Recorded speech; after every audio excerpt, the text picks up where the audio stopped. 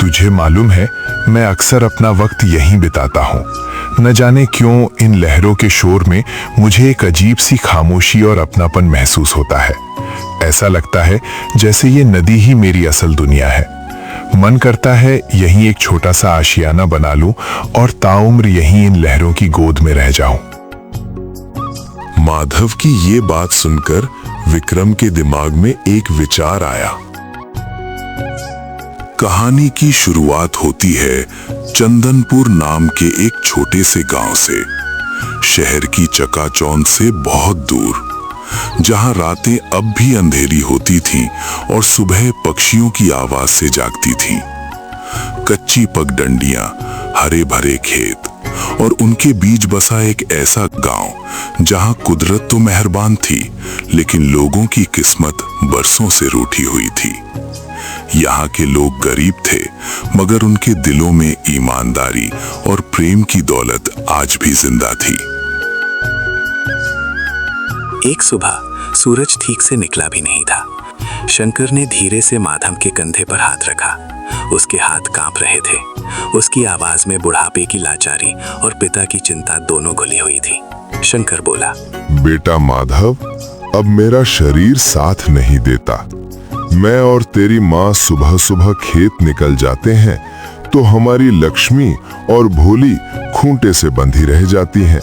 उन्हें चराने नहीं ले जा पाते। अब से ये जिम्मेदारी तुझे उठानी होगी।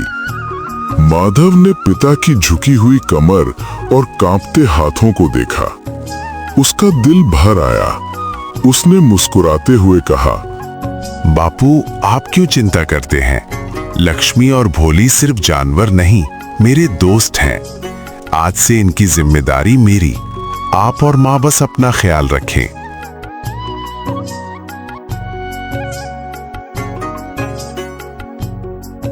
अरे सुन, मैंने बासी रोटी और थोड़ा अचार रख दिया है।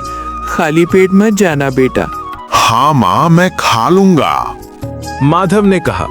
लेकिन उसके मन में एक टीस थी कि वो अपने बूढ़े माता पिता को सुख नहीं दे पा रहा है।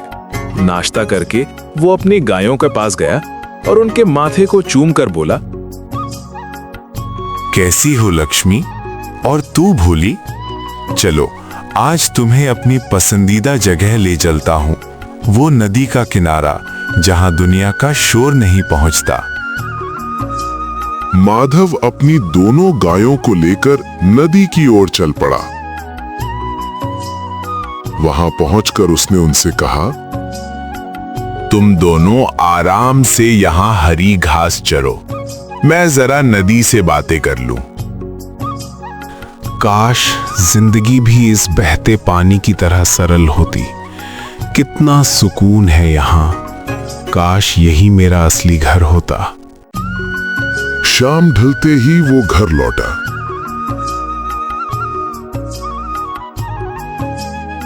रात का सन्नाटा छाया हुआ था। कमरे में एक दिया अपनी आखिरी सांसें गिन रहा था। माधव अपनी चारपाई पर लेटा था, पर नींद उसकी आंखों से ओझल थी। तभी बगल के कमरे से माता पिता की धीमी आवाजें आने लगी। यशोदा सिसकते हुए कह रही, सुनो जी, मुझे माधव की बहुत फिक्र होती है। उसकी उम्र के लड़के शहर जाकर नौकरी कर रहे हैं, अफसर बन रहे हैं, और हमारा माधव, हमारी गरीबी ने उसके सपनों का गला घोंट दिया। जानता हूं यशोदा, जब मैं हरीश भाई के पोते को देखता हूं तो कलेजा मुंह को आता है। बचपन में माधव उससे कहीं ज्यादा होशियार था, लेकिन मेरी बदनसीबी देखो, मैं एक पिता होकर भी अपने बेटे को 2 अक्षर नहीं पढ़ा सका। मैं हार गया यशोदा। दीवार के उस पार माधव का दिल ये सुनकर चकनाचूर हो गया। अपने पिता को अपनी वजह से इतना लाचार महसूस करते देख उसकी रूह कांप गई। उसकी आंखों से आंसुओं की धार बह निकली, मगर उसने मुंह पर हाथ रख लिया ताकि सिसकियों की आवाज बाहर न जाए। वो पूरी रात अपने आंसुओं को तकिए में जज्ब करता रहा। अगली सुबह उसने अपनी सूजी हुई आंखों को धोया और पिता के पास गया। बापू, मैं लक्ष्मी और भोली को ले जा रहा हूँ।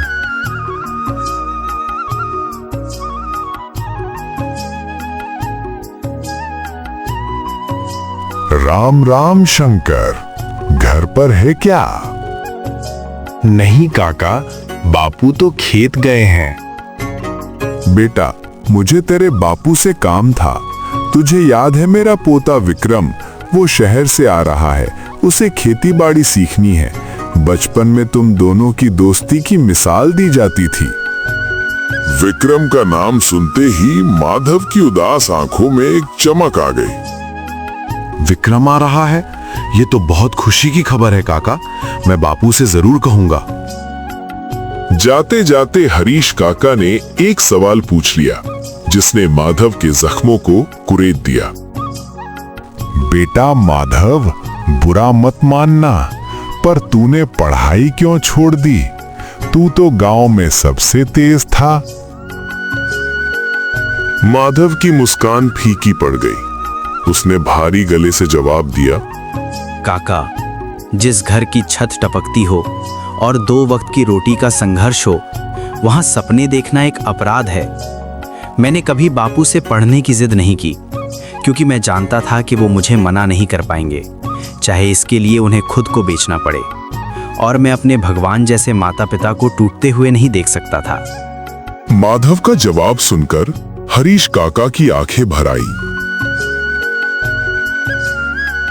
वाह रे बेटे, तेरे पास किताबें नहीं हैं, पर तेरा ज्ञान और संस्कार किसी भी पढ़े लिखे से ज्यादा है।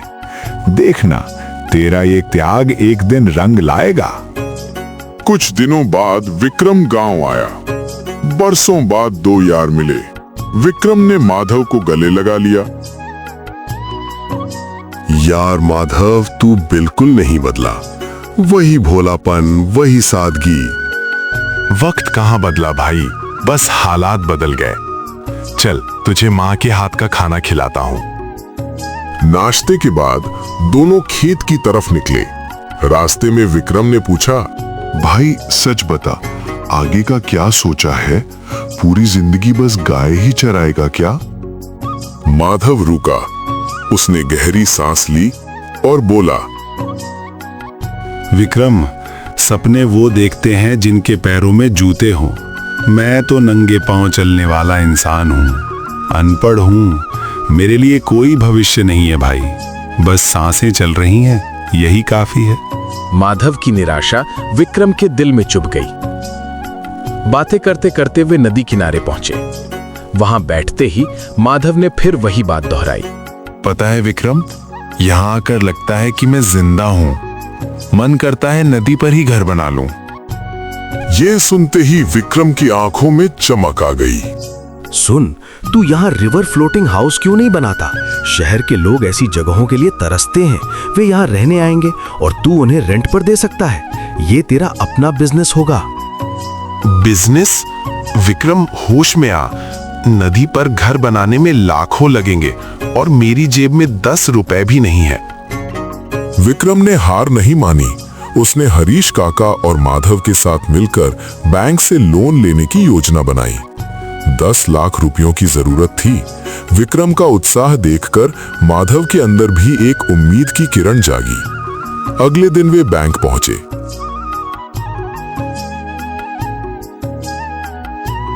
बैंक मैनेजर ने माधव को ऊपर से नीचे तक देखा और बोला, सॉरी, लोन नहीं मिल सकता। आपके पास कोई फिक्स सैलरी नहीं है, ना कोई सरकारी नौकरी। बैंक रिस्क नहीं ले सकता।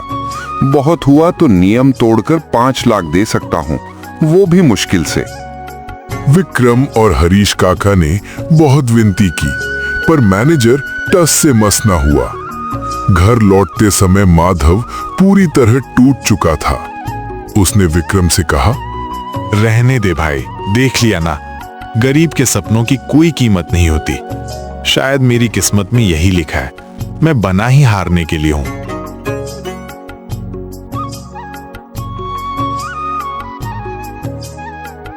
वो अपने कमरे में गया और दरवाजा बंद करके फूट फूट कर रोया। हे ईश्वर, गरीब होना इतना बड़ा श्राप क्यों है? दूसरे कमरे में शंकर और यशोदा ने अपने बेटे को बिखरते हुए देखा। शंकर ने दीवार का सहारा लिया और दृढ़ता से कहा, यशोदा, आज तक हमने माधव को क्या दिया? सिर्फ अभाव और लाचारी। लेकिन आज नहीं, मैं अपने बेटे को उसकी ही नजरों में हारते हुए नहीं देख सकता। यशोदा रो पड़ी और बोली, पर हमारे पास है क्या जी? हमारी वो पुश्तैनी जमीन, वो खेत। जमीन माँ होती है, पर मेरा बेटा मेरा भविष्य है। अगर उसका स्वाभिमान मर गया तो वो जमीन किस काम की? अगली सुबह किसी को कानों कान खबर नहीं हुई। शंकर और यशोदा गांव के साहूकार लाला धनीराम के पास गए और अपनी जान से प्यारी जमीन गिरवी रख दी। कांपते हाथों से 5 लाख रुपए लेकर शंकर सीधा हरीश काका के घर पहुंचा। ये लो हरीश भाई, बाकी के 5 लाख। शंकर, तू पागल हो गया है? ये पैसे कहां से आए?